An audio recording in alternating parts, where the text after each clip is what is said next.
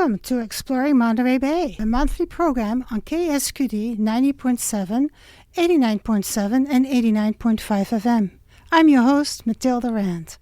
My guests are Pauline Seals on the phone and Roland Saher here in the studio.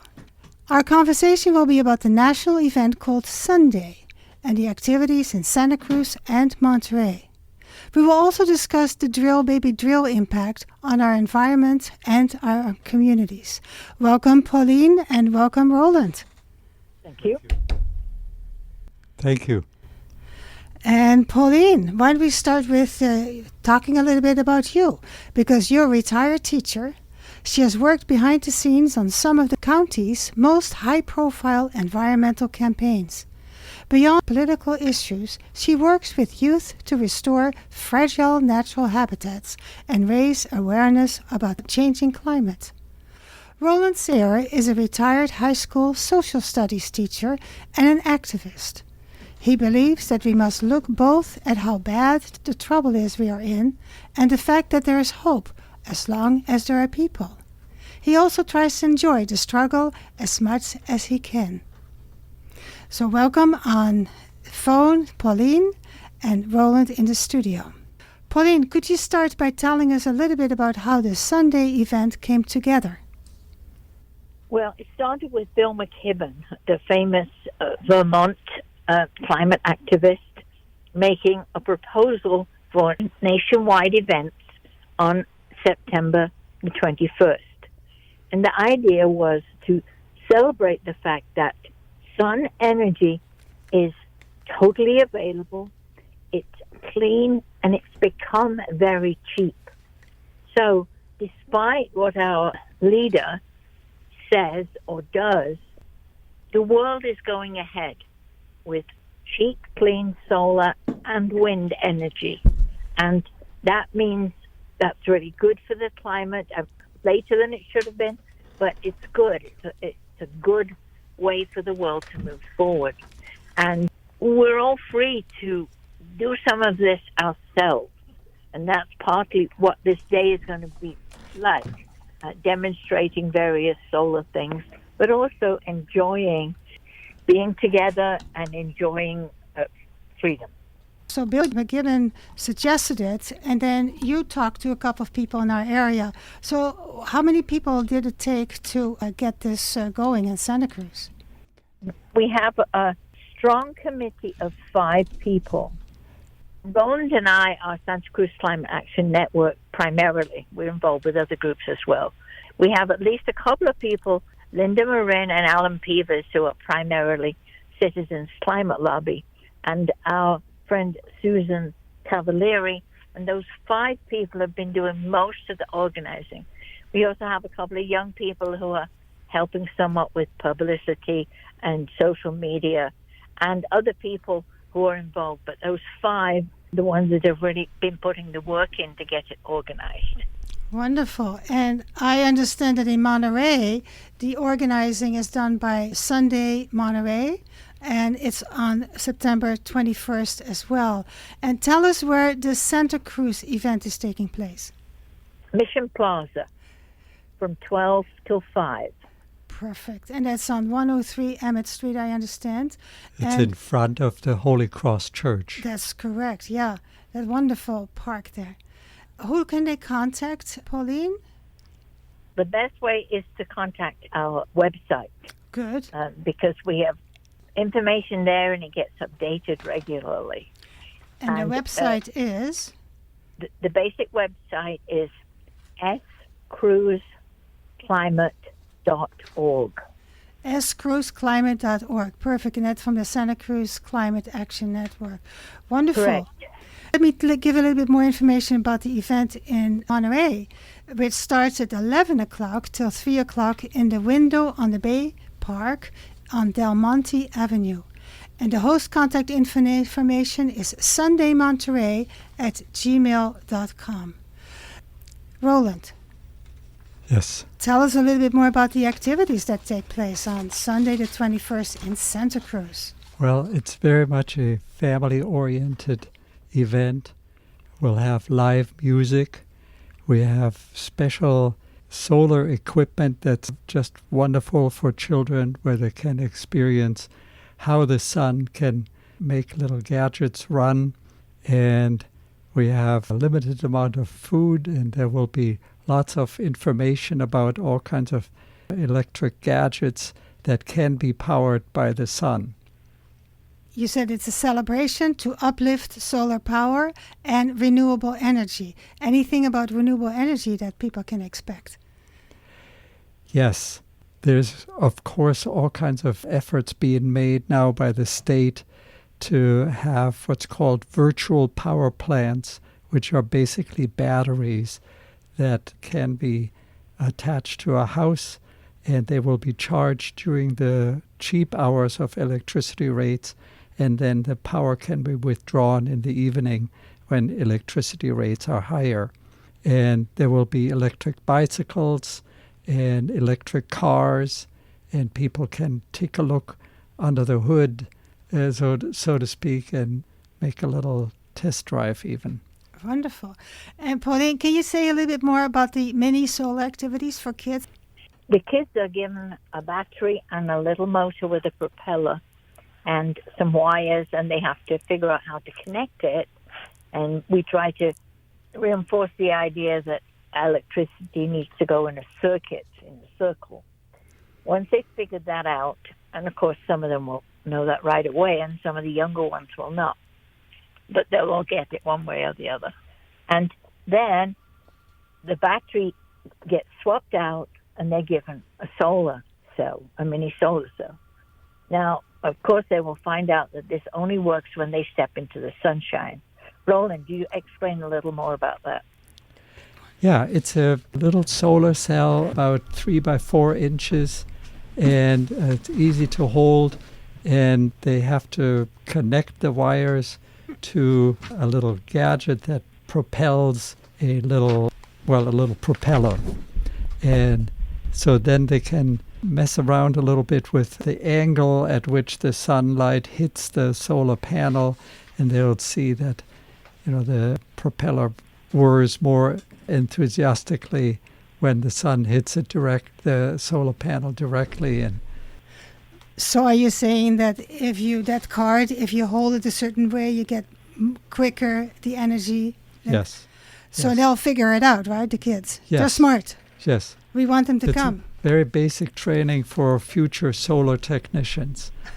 They have to learn to angle the solar panels just right so they catch the most of the sunlight.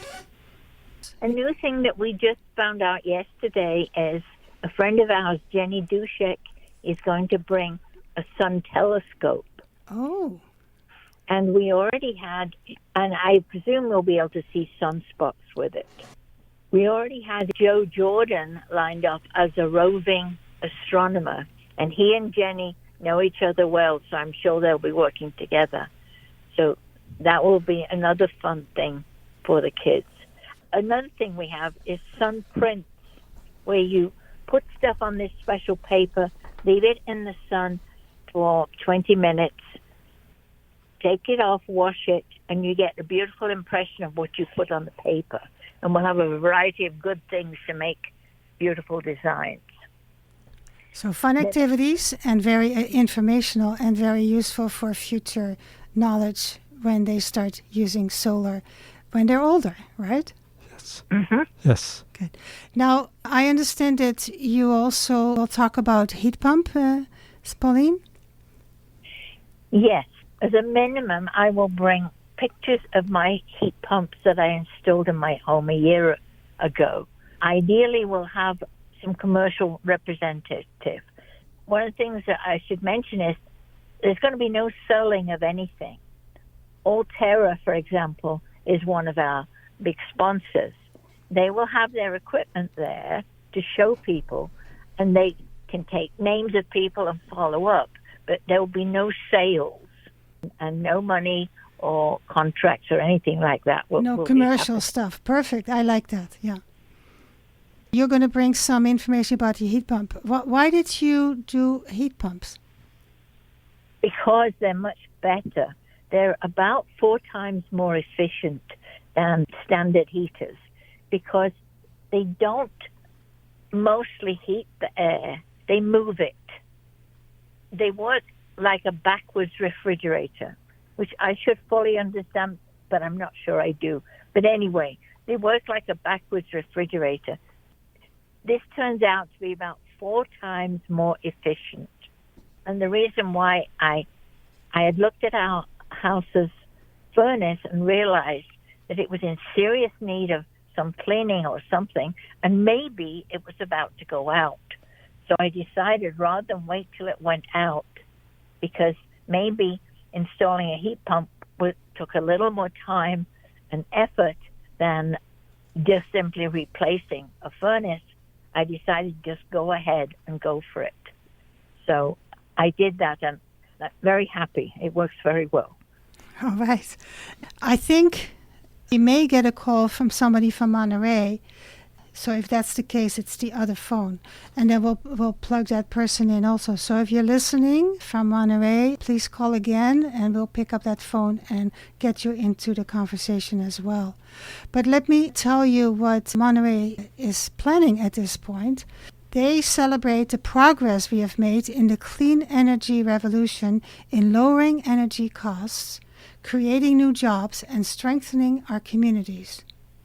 The community in Monterey, and of course people from other areas are welcome as well, the community is invited to join them for music and children's sun and wind-themed art activities, a chance to talk with solar panel and electric appliance providers and other Monterey businesses, to learn about the incredible ways solar power, wind power, and electric things are being used, to hear how you can use solar power and what rebates and incentives are available, like, for instance, for cars. I have an electrical car, and I got a lot of rebates, both from the state and 3ECC. I forgot the name of it. I had a car that on the lot was $38,000, and then they already have a rebate from the company, and that came down, and then I got some money from the state, $5,000, and another $4,500, and another. Actually, I ended up paying $14,000 for my car, a new car in 2021, and it was a 2020 model. So yes, there are a lot of rebates, and in Monterey, they'll be talking about that.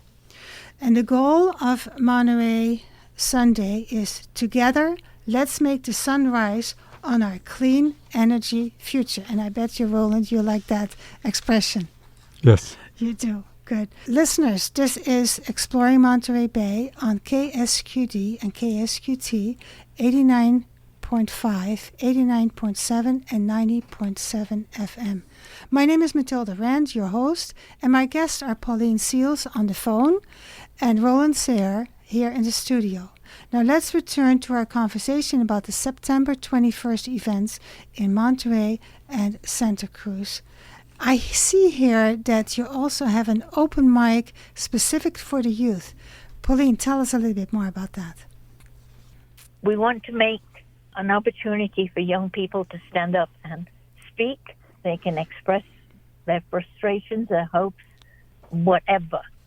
And we will have Gail Peller in there, and she'll speak at about 12:45. She won't be staying very long because she has other commitments that day. So we're very happy to have Gail Peller in, and possibly there'll be more official speakers. But we definitely want to encourage the kids to speak up and know that they'll be heard. Or what would you like them to talk about?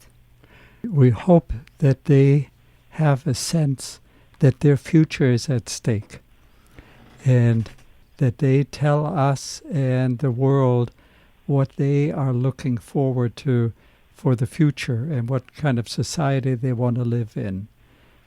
Also, simply an appreciation of the sun. We get warmth and food and plants and any kind of life. It's all depending on the sun. And so this whole event is a celebration of the sun.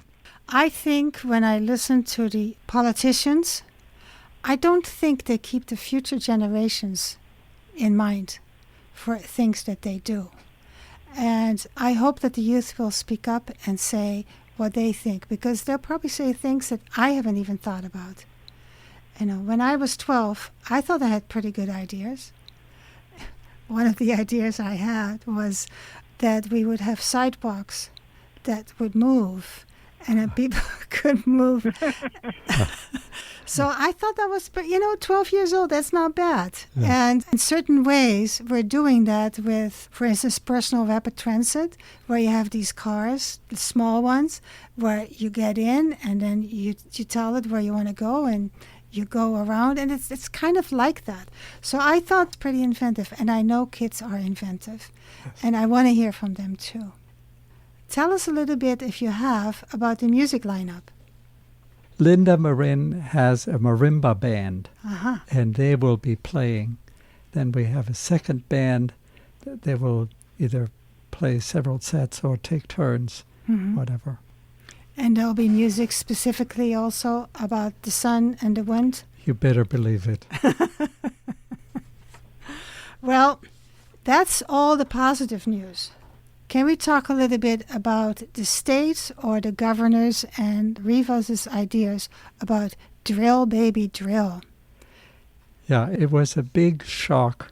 A week ago Friday, Governor Newsom and Speaker Rivas announced a bill that has come to be known as Drill Baby Drill, very much like Trump's Drill Baby Drill, only specifically for California. It has all kinds of provision that will make it much easier for oil companies to drill more wells, particularly in Kern County, but it's basically laid out to cover the whole state. And Kern County is at this point the focus of California oil production, and the air is horrible, and the pollution that comes from the oil wells is really damaging to people's health. The incidence of cancers and other diseases in Kern County is considerably higher than in other areas of California, and to drill more would make that even worse, particularly since this law would remove all kinds of regulations and requirements for the oil companies to pay attention to what the effects will be on the environment.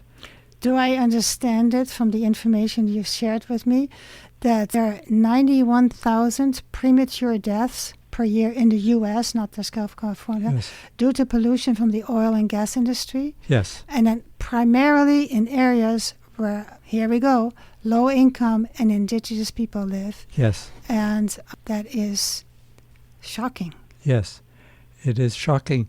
And that would apply also to the Central Valley, where there's a lot of people of Latino background, farm workers, so they are affected by that. Do we need to drill more? Actually, no. Go ahead, Okay. Pauline. Well, see, I got to go to a legislature meeting last Wednesday in Sacramento. They are saying, what the governor and Rivas are saying is, because a couple of refineries are scheduled to close, they're afraid that the remaining refineries won't be able to supply oil and enough gasoline, and the price will go up. And this would, of course, hurt especially the people who have to drive a long way because they can't afford to live close to their jobs. So this seems like a real concern. But after listening to this session, I found out a few things. One is, basically, the oil field in Kern County has already been over-drilled, and the yields are dropping. So it won't help much in that respect. Secondly, California already imports a bunch of oil because they have to mix it with the heavy crude that comes out of California to make what people need. So increasing that would not be any kind of a disaster. We also export gasoline to Arizona and Nevada, and presumably they could instead get it from Texas or somewhere else. Another thing is, some of that oil is going to make plastic, and industry is trying to ramp up many times. We already have way too much plastic, and it's poisoning the whole planet. So personally, I'd like to see a clamp down on plastics. And between the importing and clamping down on plastics and the fact that this won't really help that much, I'm sure this problem can be solved. This is not the way to do it.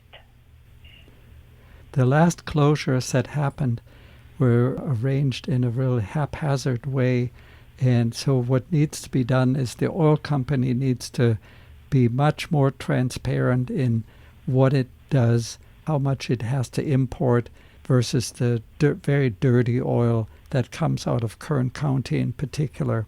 And then in addition to that, this new legislation that Newsom and Rivas pursue would eliminate all kinds of environmental reviews, and it would close the possibility of suing the oil companies if they leave deserted wells uncapped or not properly capped, where all kinds of pollution can happen.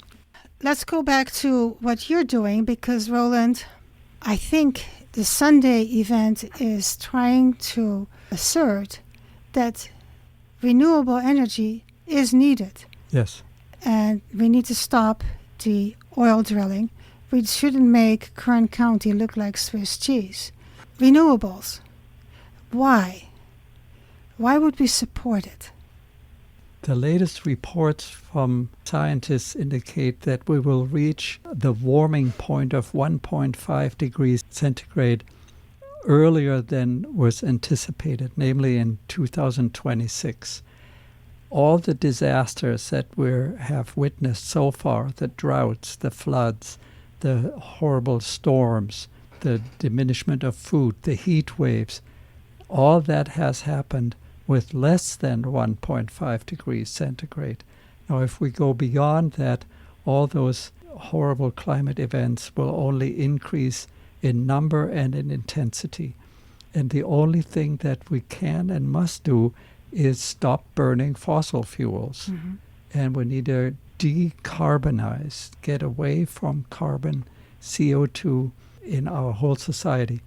We won't be able to completely get rid of the need for oil, but we have to ramp it down tremendously. Pauline, tell me, what is the rest of the world doing? Are they in the same vicious circle that we are? Drill. No, they're electrifying very rapidly. China is leading the way. They have marvelous electric cars and batteries that are streets ahead of anything that we have. They are making a lot of stuff that's going to the whole world.